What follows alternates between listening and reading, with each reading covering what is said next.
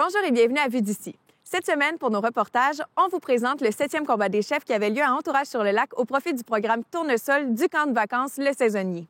Ensuite, nous sommes allés à la forêt Montmorency où il y a de la neige depuis un bon moment pour permettre aux amateurs de ski de fond de profiter au maximum de leur sport. Et finalement, au Yoga Lac-Beauport, vous pourrez découvrir une pratique hors du commun. Bonne émission! Ce soir se tient la 7e édition du combat des chefs du saisonnier présenté par Desjardins qui vise à amasser des fonds au profit du programme Tournesol qui lui permet à des enfants de familles moins fortunés de participer à un camp de vacances dans les magnifiques installations du saisonnier à Lac-Beauport. Ce sont 4 chefs qui ont accepté ce soir de cuisiner à Entourage-sur-le-Lac pour aider les membres du saisonnier à accumuler un maximum d'argent.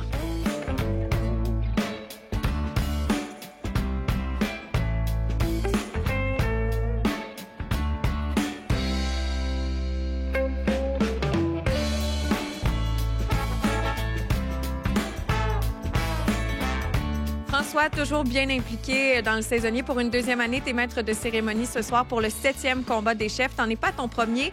Dis-nous, qu'est-ce qui a été peut-être ajouté ou comment va se dérouler la soirée? Est-ce que vous gardez le classique des combats des chefs? Bien, en fait, l'année passée, on était allé avec une nouvelle formule. On avait 3 chefs pour 5 services, donc il y avait une bouchée de moins. Cette année, on revient avec la formule classique là, qu'on avait instaurée au départ, donc 4 chefs, 4 bouchées. Et cette année, en fait, au niveau des nouveautés, je trouve que les gens ont été vraiment généreux au niveau de l'encan silencieux. On va vous présenter tantôt Megan Fortin, une artiste de 9 ans qui a été reconnue par un collectif d'artistes de Los Angeles qui vend une toile ce soir d'une valeur de 864 $. Sinon, il y a également Yuzu Sushi qui nous a proposé donc de faire une mise en bouche pendant le cocktail. Et il y a Glutenberg cette année avec la microbrasserie Hochelag qui est là. Donc, des petites nouveautés par-ci par-là, mais on ne change pas la formule gagnante là, à ce niveau-là. Super, François. Comment le camp Tournesol, en fait, le programme Tournesol du camp du saisonnier permet à des enfants de profiter de vos installations? Comment ça fonctionne? Comment une soirée comme ce soir est essentielle pour pouvoir offrir ça à ces enfants? Bien, c'est certain que juste en chiffres comme ça, une soirée comme celle-ci peut rapporter assez d'argent pour envoyer gratuitement 80 jeunes en camp de vacances. Quand on parle d'un jeune en camp de vacances, on parle d'un service de cafétéria du dimanche au vendredi lors du départ. On parle de 2 animateurs par groupe de 12 jeunes qui profitent donc gratuitement des services offerts aux saisonniers. Et c'est tous des enfants, soit en milieu défavorisé, soit vivant avec un léger handicap. Nous, on approche des CLSC, on approche des écoles en milieu défavorisé et on approche des familles qui sont venues dans les années passées. Souvent des mères monoparentales, des parents monoparentales qui peuvent pas non plus avoir de congés autres que des envoyés aux saisonniers, en plus que leurs enfants sont bien pris en charge dans un camp certifié qui est vraiment là, prisé là, par la région du Lac-Beauport, mais aussi à Charlesbourg, Saint-Émile, plusieurs jeunes quand même de Québec. Là. On te voyait tout à l'heure te promener à gauche, à droite, saluer les gens qui étaient dans la salle. L'événement est vraiment organisé par le saisonnier et ce soir, on y trouve une tonne de bénévoles qui, durant la saison estivale, vont travailler dans le camp. Effectivement, il y a même une équipe de bénévoles, là, en fait, une équipe de serveurs, que c'est 4 personnes qui travaillent pour le camp de vacances, dont une de mes collègues qui s'appelle Girouette, de son nom de camp, qui elle va en être à sa 10e été si elle reste avec nous là, pour l'été prochain. Moi, ça va être mon 10e été aussi. J'ai commencé au saisonnier comme animateur au camp de vacances et je suis jamais reparti en travaillant ici, justement, à temps plein, comme technicien en loisirs pour la base de plein air. Mais vraiment, là, les gens qui viennent ici à aider ont vraiment un gros sentiment d'appartenance au saisonnier.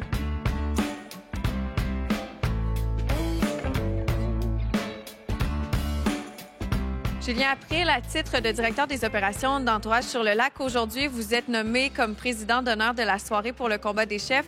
Est-ce que c'est important pour vous d'accepter l'invitation, mais aussi de pouvoir contribuer justement au succès de l'événement qui en est à sa 7e édition? C'est certain que pour nous autres ici, Entourage, ça fait maintenant 1 an qu'on est ouvert. Ça fait maintenant 1 an qu'on réussit à contribuer à notre rapport dans la communauté. Et puis, quand on m'a approché pour le titre de président d'honneur, je peux dire, c'est la première fois que ça m'arrive donc je suis un peu touché, donc flatté, je peux dire. Puis le fait que ce soit dans ma communauté, redonner à la communauté du Lac-Beauport, pour moi, c'est très important. Et puis, pour moi, mais également pour toute mon équipe, là, donc c'est un beau travail d'équipe là, qu'on a fait tout le monde ensemble. Qu'est-ce que ça demande comme organisation pour Entourage sur le lac d'accueillir un événement comme celui-ci? L'organisation a été faite beaucoup là, par le saisonnier, donc c'est sûr qu'ils ont pris le lead beaucoup sur la soirée, mais au bout de la ligne, nous autres, c'est de venir faire en sorte que tous les bénévoles qui s'impliquent au courant de la soirée soient capables d'aller aux bonnes places au bon moment, puis de faire en sorte que les gens aussi qui viennent partent avec une bonne réputation de l'hôtel parce qu'au bout de la ligne, ils pensent que c'est nous autres peut-être qui l'organisent. Donc, il faut s'assurer que le produit respecte là, la qualité de service qu'on va offrir ici à Entourage. J'aimerais profiter de l'occasion pour souligner les nombreux événements qui sont organisés ici. Comme vous l'avez mentionné, ça fait 1 an en fait que vous êtes ouvert et depuis, vous avez accueilli une tonne d'événements. Est-ce qu'il y en a d'autres qui s'en viennent? Et si on veut avoir des informations sur ceux-ci, sur quel site on se rend? Notre site Internet directement ou encore Facebook, on est très, très actifs sur les réseaux sociaux, donc c'est important pour nous de communiquer avec la communauté. Et puis les événements et le temps des fêtes qui s'en vient, donc c'est un moment très important pour nous, avec toutes les familles qui vont être présentes, mais autant les gens du lac qui vont pouvoir venir patiner sur la patinoire durant l'hiver, ça va être très important là, pour nous de leur offrir un service également là, incontournable. Mais merci beaucoup. Merci.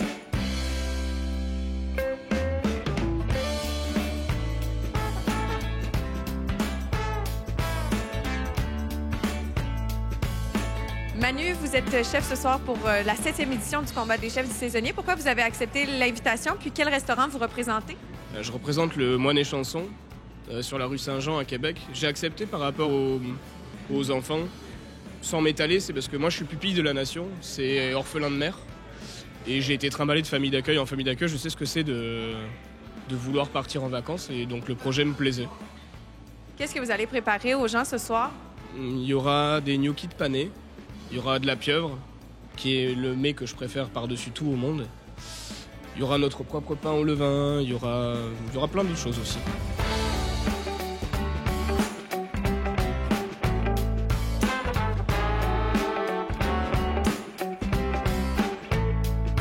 Est-ce que c'est agréable de participer à un événement comme celui-ci? Est-ce que pour vous, ça allait de soi d'accepter l'invitation? Oui, c'est sûr, notamment que c'est pour une caritative, donc on dit toujours oui dans ce temps-là. Qu'est-ce que vous allez préparer aux convives ce soir? On part sur 4 bouchées aujourd'hui, on est sur un foie gras, sur du thon pêché à notre chef de bonne entente en Gaspésie, on est sur la courge pour le VG et puis on va finir avec un saucisson brioché, une saucisse en croûte. Steven, quel restaurant vous représentez ce soir? Je représente la Shop Goblin, un restaurant thématique médiéval sur le René Lévesque. Qu'est-ce que vous allez préparer aux gens qui vont être dans la salle ce soir? J'ai plusieurs choses. Dans le fond, j'ai utilisé des choses un peu qu'on utilise au restaurant. Donc, j'ai un gravlax de truite au cidre de glace. Sinon, ensuite, j'ai des tartes tatin aux tomates et au balsamique. J'ai des boulettes de boudin avec un bacon et oignons confits. Et ensuite, j'ai des choux farcis au sanglier confit et de la mozzarella di buffalo. Pourquoi vous avez accepté l'invitation ce soir pour le combat des chefs au profit du saisonnier? Pendant l'été, je fais partie du saisonnier, en fait. J'anime des jeunes du camp médiéval également. Donc, quand on m'a invité, j'ai accepté tout de suite. Baptiste, ce soir, vous êtes chef pour le combat des chefs organisé au profit du programme Le Saisonnier. D'abord, j'aimerais que vous nous disiez quel restaurant vous représentez ce soir? Ce soir, on représente le restaurant Le Quai de Chose, qui est situé à Limoilou, sur la 3e avenue. Et donc, c'est la première édition qu'on représente. On est vraiment content de le faire cette année. Qu'est-ce que vous allez préparer ce soir aux gens qui ont payé pour être ici et participer au combat des chefs?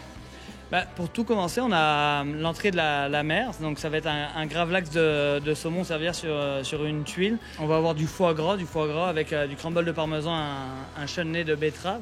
Pour la portion végétarienne, on va avoir un feuilleté avec de la crème de courge, du fromage de chèvre et crème de miel. Et pour la création, ça va être une dacquoise à l'olive avec une gelée de pamplemousse. Donc, c'est un biscuit dacquoise, une ganache chocolat blanc montée à l'huile d'olive.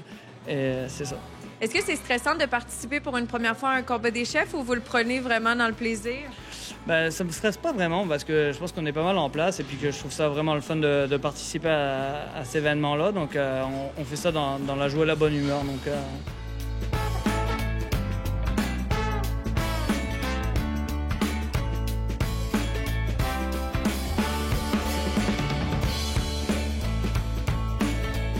Nous allons vous dévoiler le montant total amassé au profit du programme Tournesol à la fin de l'émission de Vue d'ici. Je vous invite donc à rester branchés et nous aimerions remercier toutes les personnes qui se sont déplacées ce soir à Entourage sur le lac et surtout féliciter le travail de toute l'équipe du saisonnier qui a fait de cet événement, encore une fois, une réussite.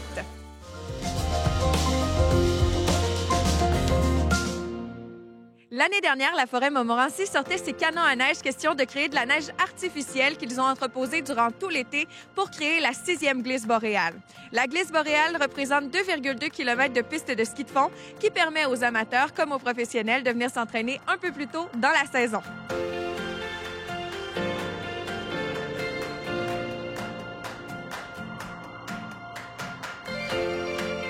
Patrick, vous êtes coordonnateur des opérations forestières à la forêt Montmorency et depuis 6 ans, vous créez la glisse boréale qui demande évidemment beaucoup de coordination. J'aimerais qu'on décortique un peu le processus. Comment vous parvenez à ouvrir si tôt une piste de ski de fond de 2,2 km? Oui, bien en fait, il faut comprendre que la neige date de l'hiver dernier, donc on la garde tout l'été. Et quand on ouvre la glisse boréale, bien, c'est 1 semaine avant l'ouverture. Donc en dedans de 4-5 jours, il faut enlever les copeaux qu'il y a par-dessus. Puis après ça, utiliser des camions 10 roues, des excavatrices. Donc, tout ce qu'on utilise normalement pour faire de la construction de chemin, bien, on va l'utiliser pour étendre la neige sur le 2 km. C'est combien de personnes qui sont impliquées dans un processus comme celui-ci qui est si rapide? On parle grosso modo de 5 à 6 opérateurs. Donc, c'est quelque chose qui doit être extrêmement rapide. On joue un peu aussi contre la montre dans le sens qu'on a un deadline à respecter au niveau de l'ouverture. On joue avec des périodes de clarté qui sont plus courtes qu'à l'été. Donc, c'est 5 à 6 personnes du lundi au jeudi pour ouvrir le vendredi. On comprend que c'est 4 jours avant l'ouverture officielle où vous commencez à travailler la piste, mais si on parle de la saison précédente, ça demande aussi beaucoup de travail et de coordination. Comment vous fonctionnez, comment vous procédez pour conserver justement la neige? Bien, en fait, le gros défi, c'est de faire le tas de neige. On parle grosso modo de 14 à 15 jours consécutifs avec 2 canons à neige qui souffrent 24 heures sur 24. Puis par la suite, bien, avant que le dégel arrive, bien, il faut mettre une bonne épaisseur de copeaux ou de brans de scie pour abrier ça. Donc, c'est quand même des opérations là, qui vont durer 3 à 4 jours, juste ça. Mais donc, c'est une logistique, faire venir les copeaux des usines, puis après ça, avoir le bon équipement pour pouvoir abrier le tas de neige, là. Donc, si je comprends bien, la neige reste quand même à l'extérieur. Vous n'êtes pas dans un endroit réfrigéré durant tout l'été. Oui, à quantité, à la grosseur du tas, ça serait impossible d'avoir ça à l'intérieur. Donc, ça reste tout l'été. On a un tas de neige à l'été longue ici. Comment les copeaux font pour protéger? En fait, ils reflètent la chaleur. Comment ça fonctionne? Comment simplement l'utilisation de copeaux peut faire en sorte que la neige ne va pas fondre? Bien, en fait, les copeaux, il faut voir ça comme une laine isolante. Donc, plus on va en mettre épais, plus ça va permettre de garder la fraîcheur en dessous. Puis ça va permettre justement aussi d'abrier aussi les pluies puis abrier du soleil, là. Ça vous permet d'accueillir quel type de skieurs à ce temps-ci de l'année, d'avoir 2,2 km de piste de ski de fond? Bien, après ma barre, on va avoir les équipes qui ont hâte de lâcher les patins à roulettes, qui ont hâte de tomber sur la neige, puis de vraiment, on va dire, forcer les bons muscles, là, si on veut, là. Mais il va y avoir aussi des fervents amateurs qui ont hâte de faire du ski de fond, de se préparer pour la saison. Puis il faut savoir aussi que depuis 2 ans, ce qui nous reste de neige, on l'utilise pour faire un saut à ski acrobatique, qui se trouve être juste de l'autre côté. Donc, l'équipe, le centre de ski acrobatique du Mont-Sainte-Anne, entre autres, ils ont été les instigateurs avec nous.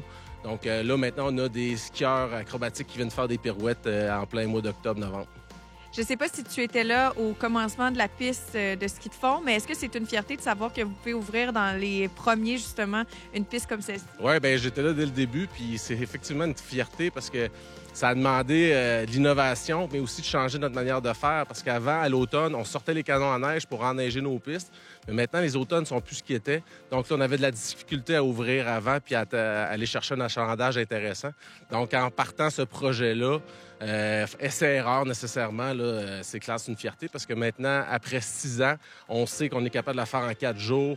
On a beaucoup moins de problèmes puis on y arrive pas facilement, mais plus qu'au début. C'est certain qu'au nord, peut-être que la pluie se change plus rapidement en neige, mais comme un automne comme celui qu'on vient de vivre, est-ce que c'est un enjeu pour vous pour maintenir la piste en bonne condition? Je dirais que oui puis non. Ça va dépendre de la quantité de neige qu'on va mettre, l'épaisseur qu'on va mettre sur la piste. Il faut comprendre que cette neige-là, c'est pas une neige naturelle. Donc, c'est une neige qui a été soufflée, qui est un peu plus composée de glace. Donc, il y a quand même une meilleure résistance à la pluie. Puis normalement, on a rarement plus qu'une semaine d'épisodes de pluie. Cette semaine, on a eu beaucoup de pluie, puis on le voit encore, là, il y a une bonne épaisseur, puis il y a des skieurs.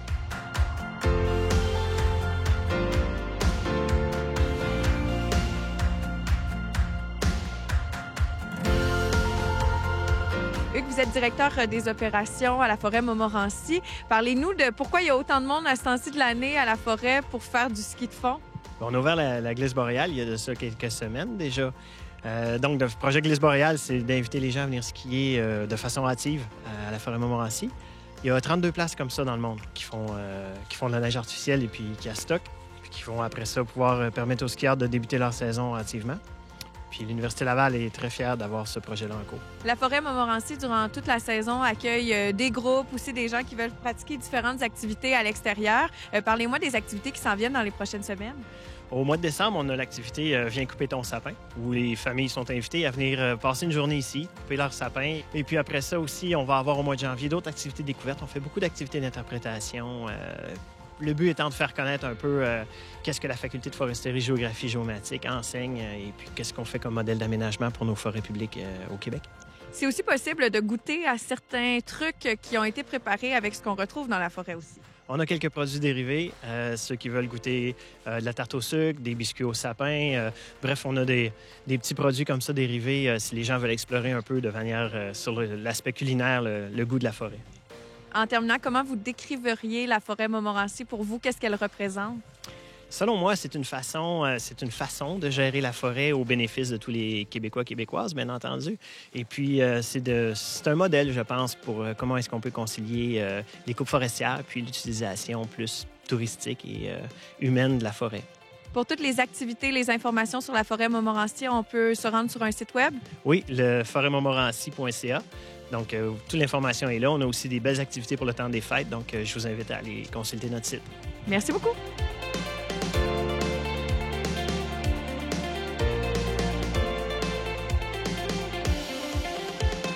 Inès, aujourd'hui, vous êtes à la forêt Montmorency avec votre garçon Paul et aussi votre conjoint. Vous profitez de la forêt Montmorency puisqu'ils ouvrent plus tôt. Vous aimez ça, savoir qu'à Québec, on offre une piste de ski de fond tôt en saison? Oui, effectivement, ça permet vraiment de se remettre vite dans le bain là, puis de s'entraîner un petit peu pour la grosse saison après.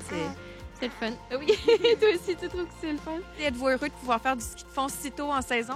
Oui, on faisait la remarque en venant de Québec. Il fait à peu près 8-9 à Québec, puis plus que tu montes, plus que tu vois le sommet des arbres avec la neige, tout ça. Donc, tu accèdes à l'hiver, même si c'est encore l'automne gris à Québec, c'est merveilleux. Là. Antoine, c'est une de vos premières visites au Québec, puis votre première visite à la forêt Montmorency. Comment vous trouvez ça? Écoutez, là, le temps, il est plutôt sympa déjà, donc c'est plutôt agréable. Puis après, on profite bien de la neige. Là, c'est la première fois. De Québec, il n'y avait pas du tout de neige, donc c'est sympa d'arriver comme ça, après une demi-heure de route, dans la neige directement. Comment vous trouvez le ski de fond? C'est la première fois pour moi. Je suis habitué au ski alpin en France. Et là, c'est la première fois et je trouve ça plutôt agréable parce qu'on retrouve quand même la sensation de glisse. Il y a moins de vitesse, mais avec un peu d'entraînement, ça ira mieux.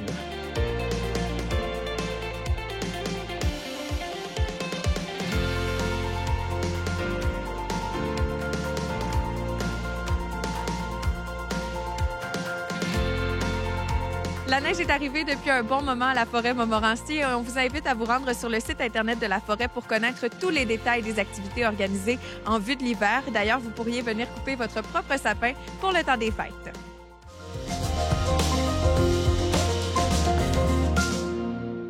Aujourd'hui, nous sommes au studio de Yoga Lac Beauport pour vous présenter un cours donné par Locomotion qui fait de la préparation au mouvement. Ce qui veut donc dire qu'on va aider les athlètes à prévenir certaines blessures ou encore soulager la douleur chez les gens qui pratiquent d'autres sports.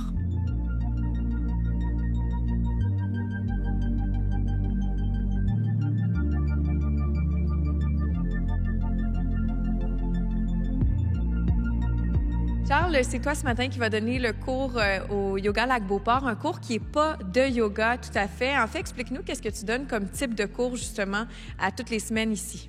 Les cours que je donne, c'est différent du yoga dans le sens que c'est une approche qui est très biomécanique, c'est très axé sur l'intégration du corps en mouvement. Puis je vais chercher beaucoup d'aspects aussi de tout ce qui est neuromoteur. Fait que comment le corps se perçoit dans l'espace, comment on peut améliorer cette perception-là pour après ça améliorer le mouvement. Donc, c'est beaucoup des exercices de coordination, on va travailler des petits exercices de renforcement, mais avec une prise de conscience au niveau de la posture. Puis la prise de conscience est importante parce que c'est vraiment au niveau du mouvement, je veux aider les gens à prendre conscience peut-être de leurs limitations au niveau du corps, puis prendre conscience que des fois, en imposant certaines contraintes au mouvement, bien, on est capable d'exposer d'autres limitations qu'on n'avait peut-être pas conscience qu'on avait avant. Donc, c'est vraiment une approche qui est très mouvement thérapeutique. Mon background, ça reste aussi de la massokinésithérapie, donc tout ce qui est approche de bien-être, de longévité, de diminution de la douleur, c'est beaucoup l'objectif que je recherche à travers ce type d'entraînement, à travers ce type de mouvement-là, c'est beaucoup ça. Ta page Facebook Locomotion, c'est un mouvement. Est-ce que c'est justement ton bagage comme kinésio qui t'a amené finalement à faire ça ou tu avais une passion pour le yoga, le mouvement, puis tu as décidé d'en faire bénéficier les gens? C'est beaucoup à travers mon expérience personnelle que je partage, que j'ai comme décidé de partager tout ça, parce que j'ai un historique de gestion de douleur qui est quand même assez présent. Beaucoup de douleurs au dos. Mon parcours a été motivé beaucoup sur « OK, j'ai des douleurs au dos, comment je peux faire pour aider à mieux gérer ces douleurs-là, limite essayer de les régler ». Donc, toute ma formation, c'était avec cet objectif-là de « pour moi », je le fais pour moi pour comprendre qu'est-ce que mon corps essaie de me dire. Puis à travers ça, bien, j'ai réalisé que toutes ces connaissances-là acquises serviront à rien si je les garde juste pour moi. Fait qu'à partir de là, j'ai commencé à vouloir plus le partager, essayer de rendre service, mettre ça accessible un peu plus au grand public comme type de connaissance. Puis en même temps, j'ai une passion pour la vulgarisation. Souvent, je vais prendre des sujets plus complexes, être capable de les déconstruire pour les expliquer en termes plus simples. Fait que comme ça rend ce type de connaissances-là, qui peut être plus technique, plus poussé, ça les rend plus accessibles pour que les gens puissent les bien comprendre puis bien trouver des façons de comment appliquer ça dans leur vie aussi. C'est super. Est-ce que ton cours, malgré le fait qu'on parle de sportifs, de gens qui font du ski acrobatique, reste accessible quand même à monsieur, madame, tout le monde? Absolument. J'ai plusieurs personnes qui viennent faire mes cours, que c'est des gens qui, des fois, vont avoir des douleurs, vont avoir des difficultés un peu de dire « OK, je veux pas aller faire tel autre cours parce que souvent, je vais ressortir de là ou bien je vais avoir mal ou bien je vais avoir eu de la difficulté à bien apprécier le cours parce que je devais tout le temps gérer mes douleurs. » Moi, j'ai une approche qui est vraiment, comme je disais, plus réhabilitation, plus essayer de faire le pont entre la thérapie et le mouvement. Donc, quelqu'un qui a des limitations, qui a des douleurs, peut très bien venir au cours, avoir accès. On prend vraiment à partir de la base, puis on progresse à partir de là. Donc, chaque mouvement a une progression, autant pour les gens qui sont plus avancés, qui ont déjà une capacité physique qui est très bonne, que j'ai aussi des progressions pour les gens que, OK, peut-être qu'il y a une limitation à l'épaule, au niveau de la hanche, des fois au niveau du genou. Bien, il y a les progressions pour faire en sorte que cette personne-là puisse travailler au bon niveau d'intensité pour pouvoir en bénéficier aussi.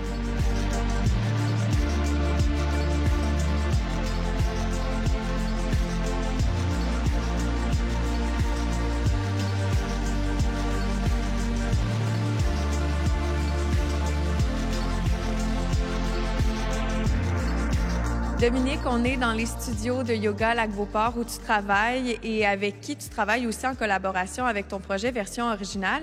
J'aimerais qu'on prenne un peu de tes nouvelles. Est-ce que tu donnes encore des cours ou tu es vraiment consacré à ce projet-là et qu'en est-il du projet Version Originale? En fait, je donne encore des cours. J'en donne pas beaucoup. Je suis encore en semi-congé de maternité. Donc, pour l'instant, je donne juste un cours semaine, un cours de pilates ici au Yoga Lac-Beauport. Sinon, on fait des événements. En fait, des événements sporadiques pour toujours faire bouger les gens puis essayer de leur faire découvrir le plaisir de bouger. Ça se passe surtout dehors. Fait que là, pour l'automne, on a fait notre dernier événement là, sous la pluie. Puis ça va reprendre un peu plus au courant de la période des fêtes, puis après les fêtes surtout. C'était quoi l'objectif de partir Version Originale? Tu voulais permettre aux gens de pouvoir sortir, d'avoir des activités en groupe. C'était quoi ton but? Bien, à la base, mon but, c'était juste de promouvoir l'activité physique pratiquée de façon saine, sans culpabilité. C'est de montrer aux gens qu'il y a moyen de bouger puis que ça nous fasse du bien puis qu'on ne soit pas toujours obligé de se taper sur la tête pour aller bouger. Fait que mon but, c'est que les gens trouvent leur façon de bouger. Que ce soit de la course, du yoga, toutes ces belles choses-là, mais que ça soit fait dans le plaisir, finalement, pas par obligation. Puis après avoir travaillé dans des gyms, je me suis rendu compte que quand on fait ça par obligation, par exemple le 1er janvier, bien, finalement, ça dure pas. Tandis que si on le fait par plaisir, ben là, on a envie d'y aller parce que ça nous fait du bien au lieu de nous rabaisser, finalement. Tu vas aussi organiser, avec l'arrivée de la neige, d'autres activités. Est-ce que tu as déjà des idées ou tu es à la recherche de collaboration? Les deux. Toujours à la recherche de collaboration. Mais j'adore ça, travailler avec les gens. Sinon, oui, on a un autre événement qui s'en vient avec Natacha Gagné, que probablement la plupart des gens connaissent ici au Lac-Beauport. C'est une kinésiologue qui est en charge du grand club de course pour les enfants. On veut faire une course de soir, de nuit, puis un yoga dans la noirceur. Donc ça, c'est un truc qu'on veut faire. Sinon, je veux faire de la raquette. Je pensais aller faire de la glissade. Je me rappelle comment moi, je riais comme une malade quand je faisais de la glissade. Donc, j'aimerais qu'on aille faire de la glissade en tant qu'adulte. Puis pourquoi pas amener les enfants aussi. Bref, mais je suis toujours à la recherche de collaborateurs puis d'idées. Là. Fait que si jamais vous en avez, gênez-vous pas. Dominique, aussi, il faut mentionner qu'avec Version Originale, Yoga Lac-Beauport, mais aussi le Sibéria, vous travaillez ensemble pour pouvoir créer différentes activités. Oui, c'est ça. Notre objectif, en fait, c'est de créer une expérience pour les gens.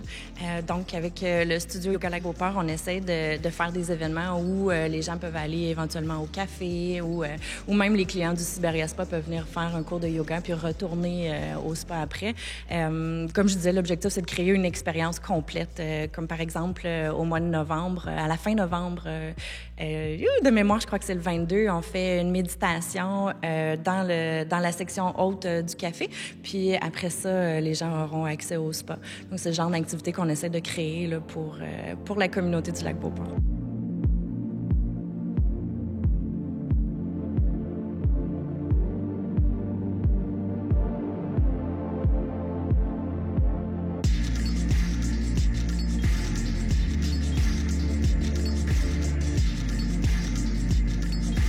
Comme vous avez pu voir, les cours donnés par Lucky Motion permettent à tout type de sportifs de bénéficier de ses conseils et de ses pratiques pour améliorer leurs conditions physiques. Je vous invite à vous rendre sur la page Facebook de Yoga Lac-Beauport pour avoir plus de détails sur les différents cours qui sont donnés ici, mais aussi d'aller aimer la page Facebook Version Originale qui vous propose une tonne d'activités grâce à Dominique Rainville.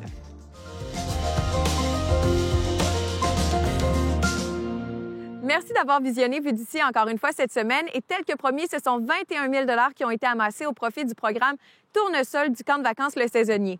Le chef gagnant de cette 7e édition était Baptiste Creveuil du Quelque chose.